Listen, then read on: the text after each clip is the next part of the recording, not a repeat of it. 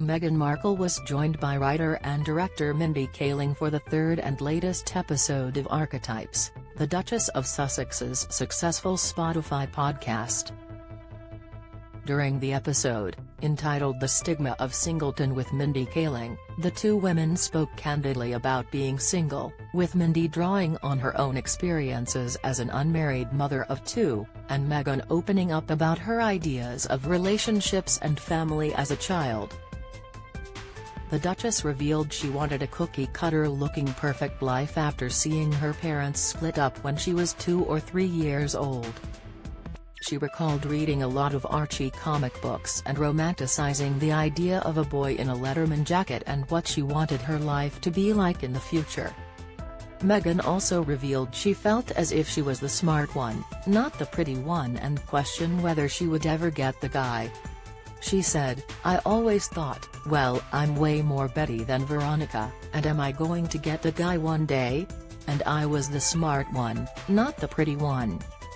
Read more. Diana's plan before death had one major difference to Harry and Meghan's. Meghan Markle has opened up on her school years during her latest podcast episode. Image, Getty Images, Archetypes is released weekly on Spotify.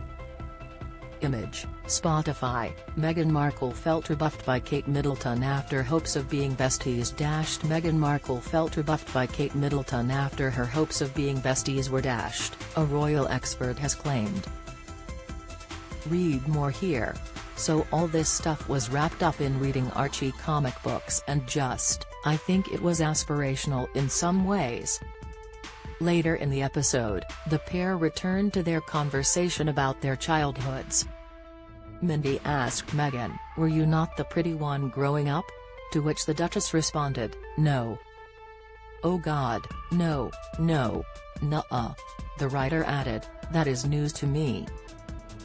Meghan continued, "Ugly duckling, look, maybe not conventional beauty as it. Now, maybe that would be seen as beautiful, but massive frizzy curly hair and a huge gap in my teeth." The Duchess of Sussex sat down with writer Mindy Kaling for the third episode of Archetypes. Image, Getty Images. "I was the smart one. Forever and ever and ever and ever. And then I just sort of grew up." She recalled how hard her school years were, describing sitting at lunch alone and not knowing where she fitted in. Decades before her romance with Prince Harry, Meghan lived a life far away from royalty in downtown Los Angeles. She was a student at Immaculate Heart High School, a Catholic private girls' school. Meghan revealed, "I was always a little bit of a loner and really shy and didn't know where I fit in." Meghan and Harry started dating in June 2016. Image, Getty Images. Trending in 2013, the Duchess told Esquire magazine that she would often spend her afternoons after the school day with her dad, on the set of Married with Children. Thomas Markle was a successful lighting director in Hollywood and would let his young daughter, who was already a budding performer, join him at work. Meghan said, "Every day after school for 10 years, I was on the set of Married with Children, which is a really funny and perverse place for a little girl in a Catholic school uniform to grow up. There were a lot of times my dad would say, 'Meg, why don't you go and help with the craft services room over there? This is just a little off-color for your 11-year-old eyes.'" Don't miss, Meghan and Harry determined to show that their way is the best way, incite Lilibet and Archie to be given special roles in upcoming ceremony reveal. Meghan and Harry warning over entering the lion's den on UK return. Analysis, "All Meghan has done is marry a prince," says Judy Finnegan. She whinges she never realised being ambitious was a crime until she started dating Harry. Astonishingly, Meghan sees herself as an achiever on the same level as her podcast guest Serena Williams, a genuine tennis great, while all Meghan has done is marry a prince. Click here to read the full comment. Speaking on her podcast, the Duchess explained how she would keep herself busy, so she didn't have to worry about who I would sit with or what I would do. She told Mindy, "I was like, Okay, well then I'll become the president of the multicultural club and the president of sophomore class and the president of this and French club. I was always so busy.